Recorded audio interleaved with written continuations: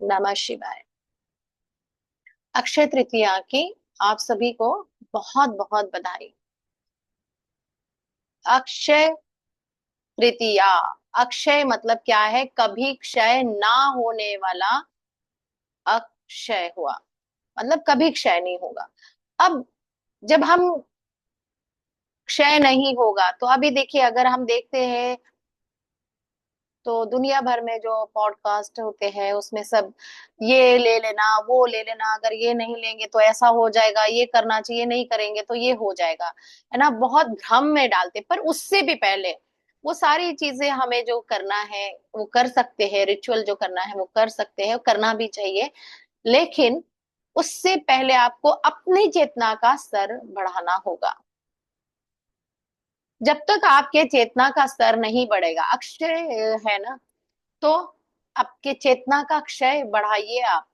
जैसे ही आपका चेतना का स्तर बढ़ेगा, वैसे ही आप वो सारी चीजों को प्राप्त कर सकते हैं जो आप चाहते हैं।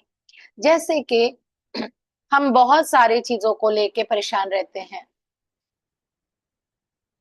नेगेटिव सोचते हैं, नेगेटिव बोलते हैं, नेगेटिव करते हैं, क्योंकि हमारे सराउंडिंग में बहुत सारी चीजें, ऐसी घटनाएं होते रहती है जिसके कारण हम परेशान हो जाते हैं। और इसी वजह से हमारा चेतना का स्तर आगे बढ़ने से रुक जाता है। जो आपके अंदर जो दिव्य प्रकाश है, वो दिव्य प्रकाश फैलने से रुक जाता है। तो सबसे पहले तो हमको अपना चेतना का स्तर बढ़ाना होगा, पॉजिटिव सोचना होगा और ग्रैटिट्यूड करना होगा। जो कुछ भी हम हमें मिला है या मिलना है हमें, उसके लिए पहले ग्रैटिट्यूड करना सीखना है, थैंक यू करना है। Thanks for everything.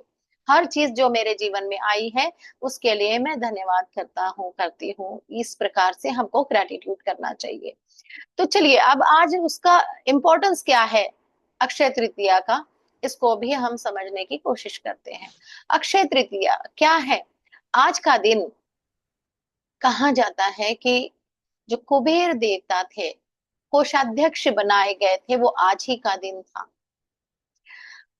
धरती पर माँ गंगा जी अवतरित हुई थी भगीरथ के तप के बाद, वो आज ही का दिन था। आज ही के दिन कृष्ण भगवान के जो ठाकुर जी के चरण के दर्शन जो कहते हैं, वो आज ही का दिन है। बद्रीनाथ केदारनाथ जी के जो पट खुलते हैं दर्शन के लिए, वो आज ही का दिन माना जाता है। यहाँ तक के आप देखोगे कि जो बेल बेल फल जो हम कहते हैं, वो बेल फल के वृक्ष की उत्पत्ति का दिन भी आज ही का दिन है। महाभारत युद्ध जो खत्म हुआ था, फिनिश हुआ था, वो भी आज ही का दिन था। जो महाभारत लिखी गई थी, जिस कलम से लिखा था गणेश जी ने, है ना, तो वो जो शुरुआत हुई थी लिखने की, वो भी आज ही का दिन था। हम्म। तो आप ये देखिए, इतने सारे, परशुराम जयंती भी आज के ही दिन है। लक्ष्मी माँ ने जो बहुत तप किया था और विष्णु भगवान जी को प्रसन्न किया था, और विष्णु भगवान ने उनको अपने हृदय में बसा लिया, वो दिन भी आज ही का दिन था। तो अगर हम देखते हैं तो बहुत सारी चीजें आज के दिन हुई है। अब करना क्या है? आज का दिन है, ये हम समझ रहे हैं कि इससे समझ में आ रही है कि हर चीज आज के दिन हुई है। हमारे अक्षय तृतीया के दिन बहुत सारी चीजें हुई है। तो हमें भी क्या करना चाहिए जिससे हमारे जीवन में हमेशा खुशियां बने रहे, धन संपन्नता रहे? तो उसके लिए हमें क्या करना है? सबसे पहले तो हमको ये समझना है कि सूर्य उदय से पहले हमें उठकर स्नान करना चाहिए।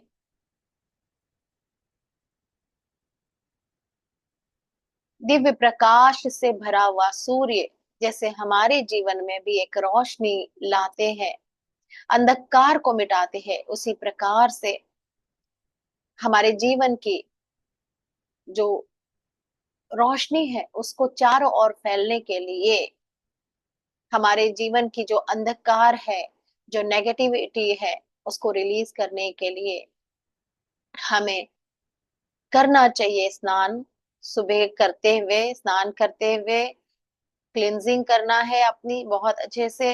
घर की क्लिनजिंग करना चाहिए, साफ करना चाहिए। घर में अगर हो सके तो नमक के पानी से पोछा लगाना चाहिए ताकि नेगेटिव एनर्जी चले जाइए। हो सके तो आप अपना स्नान भी उससे कर सकते हैं, सॉल्ट बाथ ले सकते हैं, और फिर आप पूजा पाठ करने के लिए रेडी हो सकते हैं। कोशिश करिए कि साफ सुथरा वस्त्र तो हमें पहनना ही है। पूजा जब करते हैं तो हम साफ ही वस्त्र पहनना पसंद करते हैं। अब क्या करना है, तो इस दिन दान पुण्य करने का भी दिन माना जाता है। इस दिन दान भी किया जाता है। याद रखिए कि जो कुछ भी हमको करना है, अच्छे काम करना है, इसके लिए मुहूर्त ढूंढने की जरूरत नहीं है। आज का दिन इतना अच्छा माना जाता है कि कोई मुहूर्त की जरूरत नहीं है।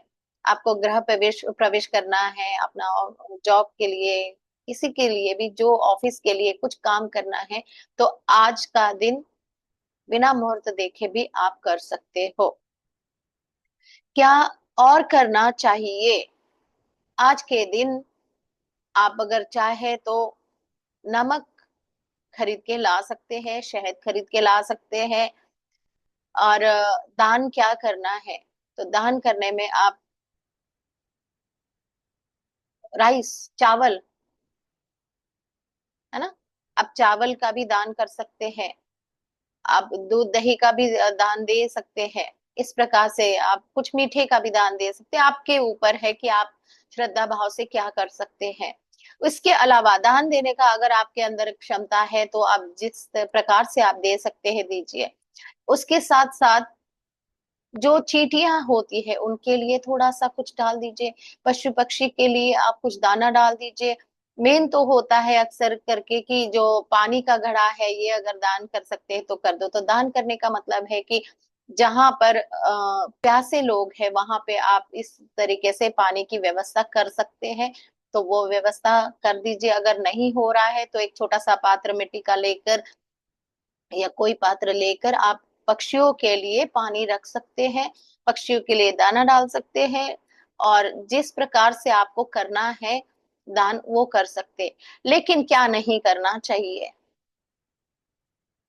तो क्या नहीं करना चाहिए, मैं आपको जैसे उधार किसी को आज के दिन नहीं देना चाहिए।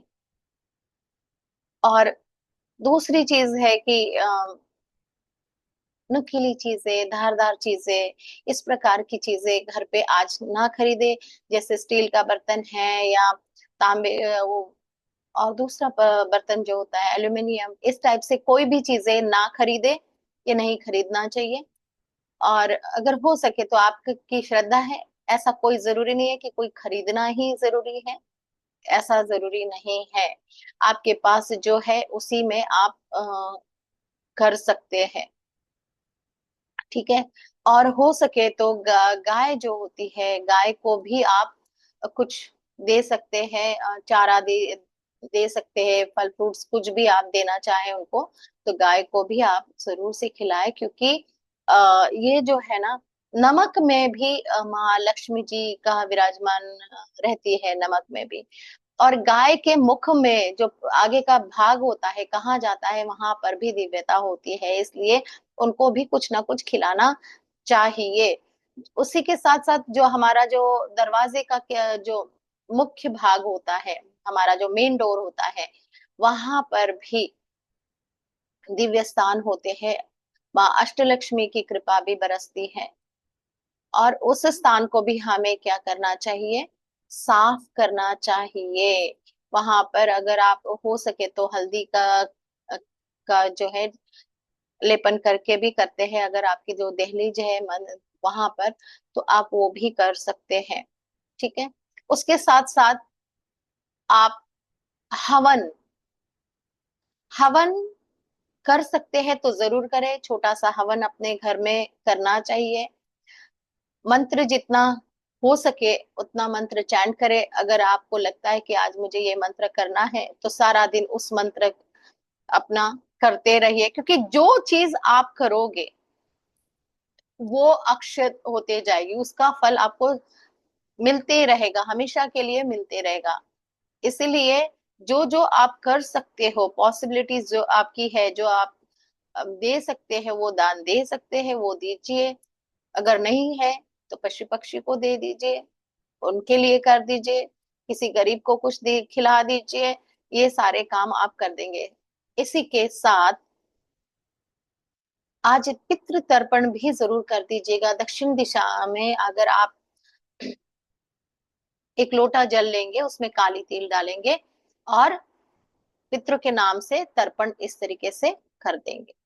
ठीक है, बस एक ही बार उनको जल दक्षिण दिशा के साइड में उनको पितरों के नाम से छोड़ देना, ये भी उनको उनकी भी तृप्ति हो जाती है। तो ये भी आप कर सकते हो।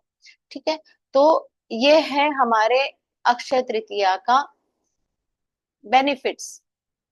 अब क्या करना है, चंद्र स्वर अगर हम देखते हैं, चंद्र स्वर हमारा लेफ्ट साइड का जो है चंद्र स्वर माना जाता है।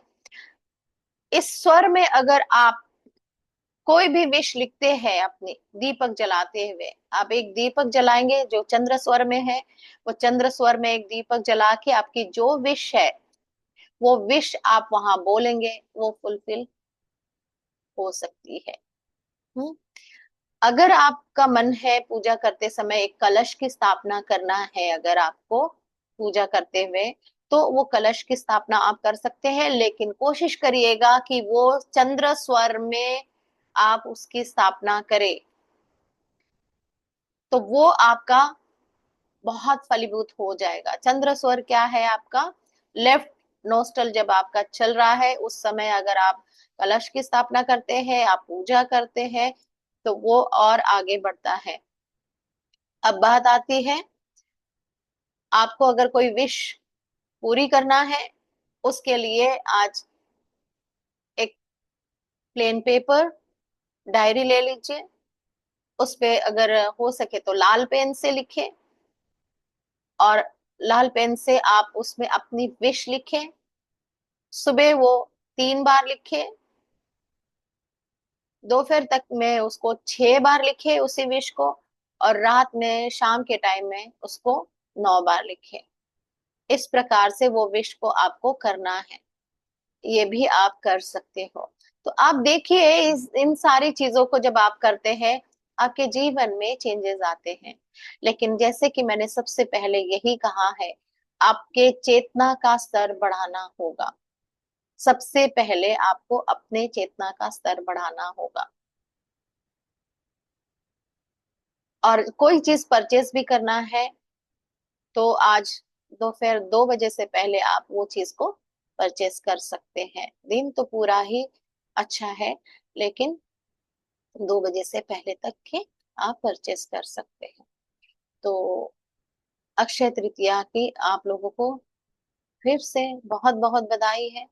जितना हो सके आप कोशिश करिए कि ये सारी चीजें विधि विधान के साथ करें, अपना चेतना का स्तर बढ़ाए, क्योंकि आज का दिन जो आप करोगे वो हमेशा के लिए आपके साथ रहेगी चीजें।